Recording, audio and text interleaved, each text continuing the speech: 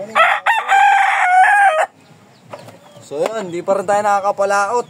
Kasi sira nga yung lagay ng makina natin, hindi pa napaayos. Ito, galing din ako sa dagat mga kabrad. Dumaot din ako ng alas 3 at para mamintol mga kabrad.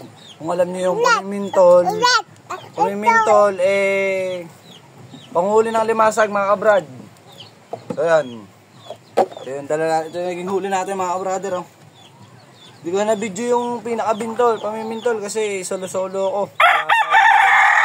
Wala tayong taga-video. So, ito yung naging huli natin.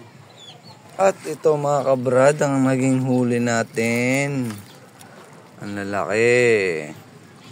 Sarap-sarap to mga kabrado.